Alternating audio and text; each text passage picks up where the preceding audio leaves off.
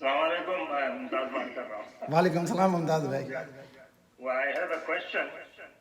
You brought up the question of that when somebody steals, you chop the hands off, or somebody cut the head off, which happens in Saudi Arabia right now, and all those. I don't think it happens in any other country.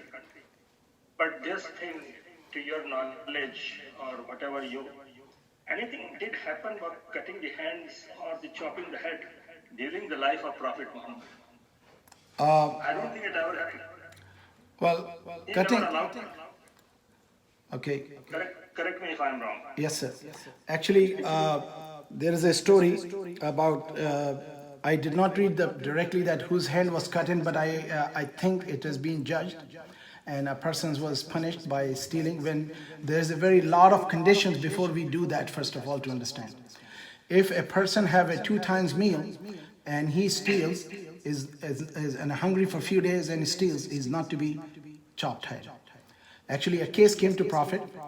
A man stole from the farmland of another man because he was hungry and his children were hungry. And he came to Prophet. He says, "This man stole from my crop and he should be punished with the hand cutting." So Prophet ﷺ asked the person, "What happened?" Because you have to ask the both party before you pass the judgment. So the other man says, "I've been hungry for days. My children are hungry, and I just took enough to feed my children. It was not intended to steal, but we were hungry." The Prophet ﷺ turned to the landlord and he says, "Shame be upon you. Your brother and his family are hungry and suffering and starving, and you are asking me to punish him because he took a portion of food from there." So this is something that we understand. Not chopping hand is not a common thing. It has to be certain condition to be met. In the time of Umar radiallahu ta'ala anhu, when the famine happened, there was a great famine in the rule of life of Umar. At that time, he suspended all the punishment for stealing. So the state must provide to everybody sufficient. They have a meal, and beyond that resources, then they go and steal somebody's thing, and then they're proven not to be insane psychiatrically, mentally. There are all the laws and details about it before a judgment is passed to cutting hands. Just to understand that. Now, the other thing about chopping of head, beheading people have been done in the time of Prophet, but not for any particular reason other than they have committed crime against another person. If they were pardoned, if they took the blood money, the person was not killed. In Islam, the blood for the blood, eye for the eye, tooth for the tooth. Justice is to be served. The person who has been murdered, his family can take blood money, and prophets in the Quran says it is better to let another person live who have done mistakenly murder. If it's somebody who did intentional, premeditated murder, they have to be punished by the law. Now, in today's history, the most advanced nation, so-called America, in which the biggest history of human prisons are being created, where all the criminals and murderers and rapists and thieves and thugs and the drug dealers and all of them are sitting there, which are paid by our tax dollar, given the best protection, given the food 3 times meal, and they live very comfortably, and they do drugs and everything and whatever is there, and they become more criminal in there. So prison concept was created for the discipline, not for the corruption. Today we are spending millions of dollars, and it's a big industry in the world. The 1/4 of the population is in the prison in the United States, and that is because the judgment is not done. I'm coming to you. Next question. Asbi. So, number 2 to understand, in Islam, a punishment is to be executed or released. The person should not be kept in jail for 30 years or lifetime prison. That's not to be understood. And in that respect, we should understand, we Muslims do not go around and chop heads.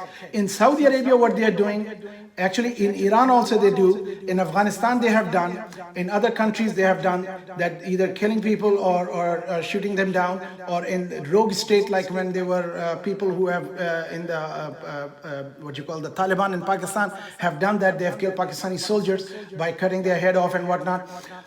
All these things are being taken out of context. In Islam, there is no vigilantism. There is a judiciary and there is an executive branch, which is police. The police department was established by Muslim. Umar radiallahu ta'ala anhu established first police department. They are not supposed to be killing people either. Their job is to keep the law and order. And when the case is brought to them, a judge has to hear the witnesses based on the witness findings. In the Islamic way, there is a punishment. There is called hudud and ta'zir, the Islamic jurisprudence in the law. Hudud is what is mentioned in the Quran is called hudud. Means there's a limit. Once you cross the limit, you will be punished. And what are the punishments which are mentioned are called hudud, which are written already are called hudud, means boundaries.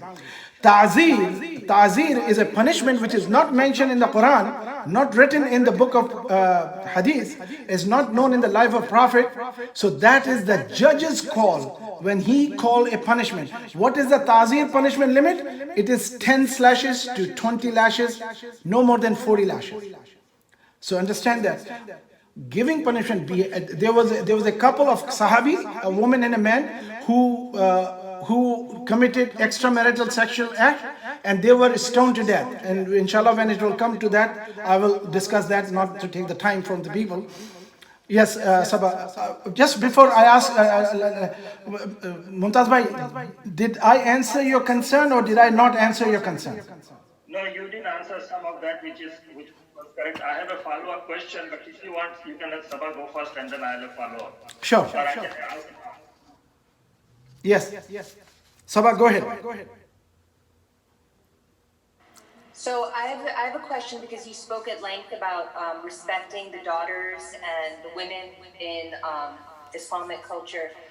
What is, can you explain what's happening with this? Like, I've seen some stuff in Pakistan and I think in Afghanistan too, where there have been cases where the male members of the family will kill the daughter or a woman in their family, and then for, shaming the family or whatever, and then the tribal or the judgment around it asks the girl's family or the girl, to forgive him.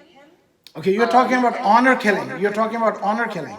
Right, and so then there's the idea of forgiving the person who has committed the crime against the daughter, all that sort of stuff. So I'm curious about that step in the judiciary system that allows these people to get away with murdering their daughters. Okay. Because we did talk about impact. Sure, absolutely. First of all, I want you to know, Islam does not allow a father to kill his daughter for honor killing. There is no such thing in Islam. There's no such thing as honor killing. This is a cultural thing.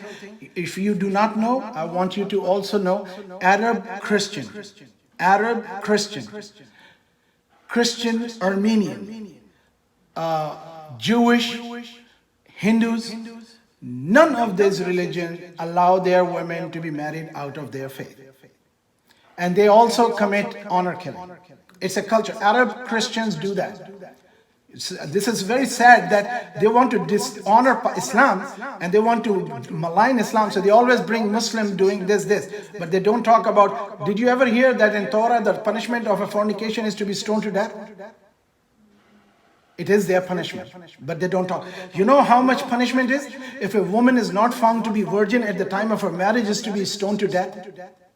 This is the Bible law. But how come in Islamic countries then they have a thing I'm telling you, what I'm trying to tell you is that this is their book. Islam does not allow that.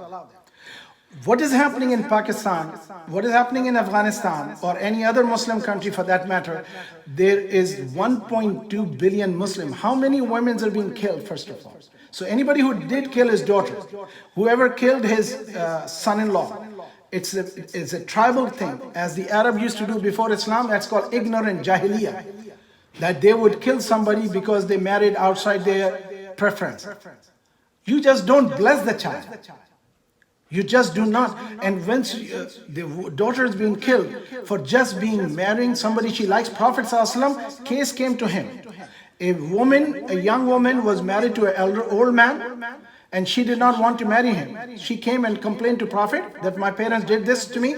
You know what he says? I annul and void your marriage. This is not a marriage. He ended the marriage right there. So the marriage cannot be done against the will of the daughter, but this is a cultural, tribal, traditional culture where they are living, in which many things are done out of culture which has nothing to do with Islam. Because somebody's name is Abdullah and Ahmed, it does not mean he has a permission to do the crime in the name of Islam.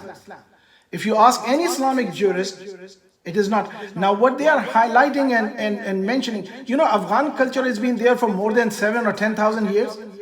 Just before the Afghan war, you never heard about anything about Afghanistan. This is a fifth generation war to defame and discredit and belittle other faith. If I talk to you about Bible, what they do and what is written in the Quran and the Bible about their religious values, you would not believe. If a woman has a problem, she cannot complain to anybody. She has to listen to the oppressor husband. But my concern is that Pakistan being a Muslim country, that they actually pardon, they have some sort of forgiveness. No, there is no pardon. There is no forgiveness. Let me tell you what is happening. What I know, not that I approve of it, or what is I know. In Islamic Sharia, the people who kill their daughter, if you're talking about anybody, particular father killing a daughter, is doing it out of tribal culture. He will be dishonored in his family. He thinks, I own my children, they are my possession, they are my property, and he went up killing them. So there's a punishment for that. In the Pakistani law, Sharia does not allow a parent to kill a child. Islamic Sharia does not. Murder is a murder in any way. Any innocent person being killed, as it says in the Surah, Allah will question them. Now, what is you're talking about is that many women are living in shelter and they have a 60 minutes and 20 minutes and whatever these documentaries are made about women oppression in Pakistan. Every 20 minutes, a girl is being raped in America.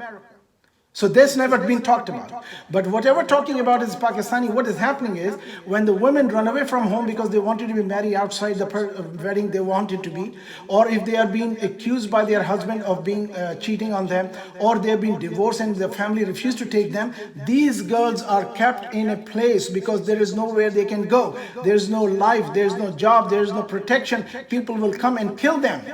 So they are kept in a place which is for their protection unless they are rehabilitated. Number two, if there is a case of a fornication or rape, the Sharia says you need to have a 4-eye witness of committing the act.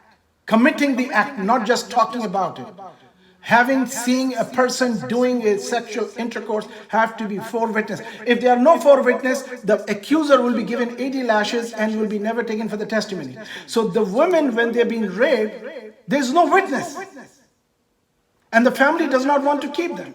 So it's a very unfortunate situation. This is why Muslims try to protect their daughters, but there's a culture which is being maligned and ignorant. Not every Muslim is educated and knowledgeable. Majority of us have not even read Quran properly. None of us have known Prophet's life properly. We were just born Muslim. We were told you're Muslim. We do certain rituals. We don't even know how to pray properly. And every Muslim should know the basics of Islam. So what we are seeing in that culture and the tradition is a tribal culture.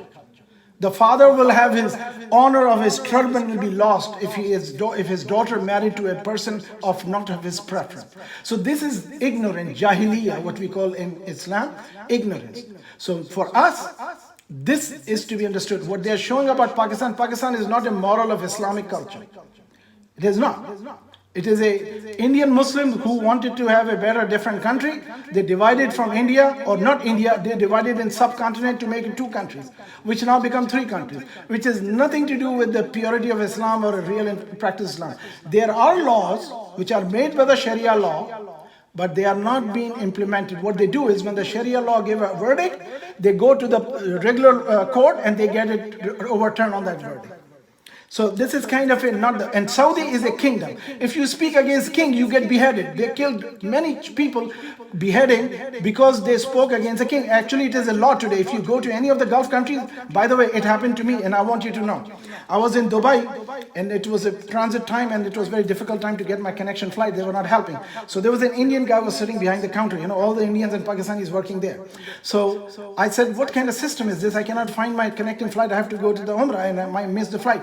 The man, I said, what kind of this system is going on here? So the man turned around to me and said, listen, sir, be quiet. If they find it against the government, you will be headed. This is public announcement. As a foreigner visiting their country, you spoke against king, you will be headed. What kind of law is that? That's not Islamic law. So beheading people is a joke in that country as a political, all these political prisoners are being beheaded. They actually killed children for that reason. The Shia kids were killed in Khafji area because that spoke against the king. And actually he did not speak against the king. He just said a word which was against the government. Like he objected the government ruling. So don't bring any moral example from them. Now what these what you call the ISIS and all these people are doing, that's again is a propaganda. ISIS is not representing Islam or the Muslims. So highlighting in 1400 years of history of Islam, how many couples were beheaded or stoned to death because of violating the Islamic law? They're a handful. By the way, if a woman gets pregnant, that's you're coming to that, and if she will give birth to a child who is born out of wedlock, child is not sinner. Child is not sinner. There's no sin on the child, and they are actually a child born out of the wedlock pregnancy. Actually, he became the mayor of the city. They are known as Walad. Yes, Islamic law does not judge a person because the parents crime. So we need to, and the mother was stoned to death, and father was also stoned to death. And the Prophet said that actually I did not want to discuss that. There's a Sahabiya who came in and said, I have committed sin. And Prophet says, he ignored her. She came in multiple times. Inshallah, I'll talk about it in detail in next time. But right now, just to know that what you are seeing in example, what they're showing in the TV is a propaganda, fifth generation war, anti-Islamic propaganda. That's it. If one statement become the public news out of 1.2 billion Muslims, who Muslim girls have married to non-Muslim in Indonesia, it's very commonly done. In India, many Muslim girls have married to Hindu. Hindu cannot be married to a Muslim girl, but they have done it. A Muslim man cannot marry a Hindu girl. Actually, Quran says in Surah Baqarah, I will come to talk about it, how the marriage and other things are. So this honor killing is not part of Islam. It's a part of their culture. No, that's good to know. I have a follow-up question. Yeah. You just mentioned about, this is a follow-up on my first question about the beheading and the also cutting of the hands and everything. So obviously, this is, at that time maybe there was some Islam, but right now I don't think there's any country which you can say, yeah, it is Islamic. I mean, there is a misnomer like Pakistan. In Pakistan, I have a comment that there are three kinds of government there. One is your regular government, the prime minister and the judiciary system and the legislative system, whatever, like in the United States. Then if you go to the tribe, there is a second law, which is always there, which is called the tribal law. And those people there, who are in the tribes, in the villages, in the country, all that, they don't care for this Pakistan law. They have their own system of law, punishment, and everything. Then there is the third law, which is your Islamic law, okay? Which you say, well, the government law and the tribal law doesn't matter, it's the Islamic law. But overall, the government law, which is the Supreme Court in Pakistan or whatever in any other country, that is the one which finally rules. There was a very good case of Mukhtar Bai. I don't know if this was where there was a problem in Pakistan because of somebody wanted to marry somebody, and they had a big problem over there, and they used their tribal law. And the way they did it is like, for example, okay, you did damage to my family and my daughter, so I'm going to do it to your daughter. And this was approved by the tribal law. He says, yeah, you can go and marry their daughter because they did harm to your family, so you can do harm to their family. Now this is garbage, it's a tribal law, but that does exist in that part of the country. That part there. Obviously, the Supreme Court of the Pakistan didn't allow that, and they didn't happen. Now this is being again other than Islamic law. So the laws of that usually people follow in their own because they have their tradition that this is the way we have been doing for 1,000 years, 500 years. Why should we change now? This is our tribe, this is our village, this is our place, we do it. So what I'm saying is a lot of things which happen over there. Obviously, we are here to the Quran, and then we have to evaluate everything based on that study and that knowledge. So that was more of a comment for me in order to follow up on Sabah's question about this honor killing and other things. Anything can happen over there depending on whose law you are following. But obviously, Islamic law is the one which is fundamentally governs, but it works only if you follow it. The other question which I have it like previously you mentioned about blood money. I've been always thinking about this blood money means like, for example, a rich man kills somebody and all that, and if that poor farmer son is died because of this rich man, Vadera, or that guy, big landlord, and you can settle the case through blood money. And I guess at that time, if he says, okay, I'll give $1 million, get me off the hook, so he can do that. And that is considered as Islamic law. I don't think it's fair, because they say blood money and all that is okay, but it gives a loophole for the rich people to take care of them, but the poor people cannot do that, because he doesn't have the money and he is going to be beheaded because he did that. According to Islamic law, eye for an eye, tooth for a tooth, head for head. So can you give me your comment on this, that how blood money and all that thing is considered? See, there is a law which I say, okay, that's Islamic law, good. But my conscience is still not very happy about it, because I cannot find an answer. Maybe you can say something on that. Okay, thank you. It's a very good question. It's not the timely question. It is supposed to be discussing another topic, but inshallah, since you asked, let me answer you. And it's very important to understand. When you said about that, blood money versus non-blood money, it is upon the family of the recipients, whether they want blood or they want money. If it is an intentional murder, in accidental murder, there is a way to get away by giving the blood money, and person should honestly say that. But if somebody has died, there are a couple of narrations. I can tell you the examples, and what I know, I can tell you. First of all, to implement these, you have to have Islamic government. Unless you have a full Islamic system implemented, you cannot apply the laws in bits and pieces. So first of all, understand, there is a Darul Aman, there is a judicial, there is a treasury. Okay, where you keep the money of the state, where the taxes come. So suppose when your answer for the short answer is when a rich person kill and he pays money and get away. If a poor person, if the family of the killed or the deceased is willing to accept the blood money, the killer have to provide the money. If he cannot provide the money, the state can take money from the zakat and give it to the money to save the life of another Muslim. So this is the implementation of the zakat money. This is one of the applications, but you have to have a full system to apply it. Number two, there are certain murders where there is no blood money. It depends on what kind of crime is committed. Again, these are the judiciary detail I cannot explain in my personal level of knowledge. Besides, I will get you the exact answer inshallah in some time when we'll come to discuss that. But at this time, I want you to understand the fairness is, Islamic law is, if one life is lost, you should not lose two lives. Life is precious. So if the family of the deceased will be willing to take the money, and the value is not, how much is the value? One life value is 10 red camel. Sorry, 100 camel. At that time. So a human life value, not unlimited amount, it is the amount of 100 camel. So that was the life value set. It was the life of Prophet's father. It was the life of other people at the time of Prophet. Now, with regards to a rich man wanted to buy out his life, if the family is not willing to take the money, it cannot be done. So we should understand that it is on the satisfaction level of the recipient end.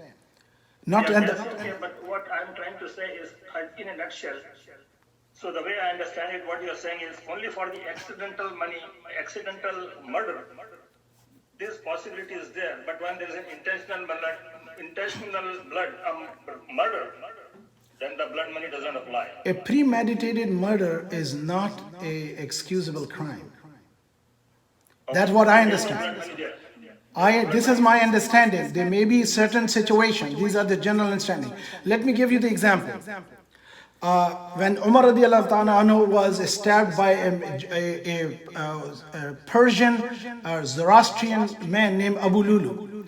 Umar radiallahu anhu was a leader of the Muslim country. He was the Khalifa. And while he was in the prayer, the man came behind and stabbed him while he was in the prostration. And he stabbed him and ran away. His Abdullah bin Umar, the son of Umar radiallahu anhu, it is recorded in the history that when he found out that my father was killed by this person, Umar radiallahu anhu asked first thing, I should not be killed by a Muslim, first of all. So he said, no, that man was not a Muslim, he was a Zoroastrian. So when he ran away, he was actually working with the king of Persia. So when he stabbed him and ran away, Abdullah ibn Umar went and killed him. Now Abdullah ibn Umar, when he killed him, now there's a case against him. He took a revenge of his father. Again, he was a very honorable Sahabi. He was one of the very high level persons. So Usman radiallahu ta'ala, when he became the Khalifa, the judiciary was set. Abu Lulu was already murdered and he has no family. So the state became the owner or representative of Abu Lulu. Because now Abu Lulu is killed by Abdullah ibn Umar, the son of Umar, who was happened to be the Khalifa. Now whole community would have approved it that, okay, Abdullah did the murder, Abdullah is a murderer. And it was appropriate that he killed him because he took the revenge of his father, because father was killed innocently. So vigilantism took action. So now what happened? This is the justice was served, which may agree or not, but this was Islamic justice was done. Then Usman radiallahu ta'ala, the next Khalifa of Islam, become the representative of Abu Lulu, who was the killer of the last Khalifa. Abdullah ibn Umar has to stand in the trial, state versus Abdullah bin Umar. And when the proof, and he accepted his crime, he said, I'm ready to pay my punishment, because he killed my father. At that time, Usman radiallahu ta'ala said that because of the situation and circumstantial evidence, I, as a representative of Abu Lulu, pardoned Abdullah ibn Umar. He pardoned him. Otherwise, Abdullah ibn Umar would have been beheaded. So this is how the jury and justice was done. In Islam, the justice is a fair call. Somebody may not agree with it. Somebody may not like it. As it happened, many Muslims were killed in Pakistan by the American CIA agent, and they gave them money and they accepted and they forgot the case. So it is allowed and acceptable in certain situations where the Sharia gave room. In other words, understand, Sharia preserves life. A gross violation is not forgiven. And when a man killed a person in the battlefield, when he was about to kill him, and other people witnessed it, the man who was dying as a non-Muslim, he said, I declare the Shahada, La ilaha illallah, Muhammad Rasulullah. And the Muslims killed him. So the case was brought to Rasulullah Sallallaho Wasallam that, Ya Rasulullah, the man said the Shahada and this man did not care, he killed him. So Prophet Sallallahu asked, why did you kill him when he was ready to declare the Shahada and he did it? The man said, Ya Rasulullah, he was trying to save his life. So Prophet says, did you open his heart to see whether it is a true or false? And then he says, I free myself from your crime. In other words, when a Muslim soldier killed a person unjustly, is still to be judged by God. That soldier was not punished because he was in the battlefield, but he was being, Prophet says, you should not judge people because of inside what they believe. And they say they are believer, you take their word as a believer. So in Islam, there is a value is in the life. Punishment is for correction of the community, not for the revenge. Justice is to be served, not revenge to be taken. As Ali radiallahu ta'ala, when he was about to kill a man in the battlefield and he spat on his face, he left him. So the man says, why didn't you kill me? He said, because before I was fighting for God, now I was fighting for my anger. So we need to understand the mind and personality of building of a person is a very much of Islamic call, and we may not agree with some of them because we grew up in certain culture. Today in American culture, having a girlfriend, boyfriend living together without marriage is a very common thing, but it is not acceptable in other countries and other cultures. So this is where we need to understand the honor killing versus no honor killing. We need to understand this is the reality of time. We are living in real time here. So we are living in this environment and we have to adjust and accept and try to mend the situation in the best Islamic way. Whether if it is Islamic government, this would have not happened to begin with. Culture is so important. Islam is an individual religion and collective religion to be practiced together for the betterment of the family, for the community. I hope I clarify some of the answers. Yeah, that's right. Thank you. Inshallah, we'll make the dua and end now. Allahumma salli ala Sayyidina Maulana Muhammadin wa ala ali Muhammad kama sallaita ala Ibrahim wa ala ali Ibrahim annaka Hamidum Majid. Allahumma barik ala Muhammadin wa ala ali Muhammad kama barakta ala Ibrahim wa ala ali Ibrahim annaka Hamidum Majid. Ya Allah subhanahu wa ta'ala, whatever we read and recited and we discussed, may Allah accept from us. Whatever mistakes are made, Ya Allah subhanahu wa ta'ala, forgive our mistake and guide us to the straight path and keep us in the Sirat al-Mustaqim and keep us in the shade of your mercy. Ya Allah subhanahu wa ta'ala, bless us, guide us, protect us, our children and our generation to come to the day of judgment, to keep them in Islam and give them death in Iman and resurrect among the righteous people of the believer of the nation of the Muhammad Sallallahu Alaihi Wasallam. Ya Allah subhanahu wa ta'ala, give us the sustenance, the rizq halal, the righteous earning, give us righteous spouses, give us righteous children, give us righteous community. Ya Allah subhanahu wa ta'ala, guide this nation, the people who have given us place to live in their country, open their heart for the Islam, make their heart soft for the Muslims. Sallallahu ta'ala ala khayri khalqihi Muhammadin wa alihi wa sahbihi ajma'in bi rahmatika ya Allah.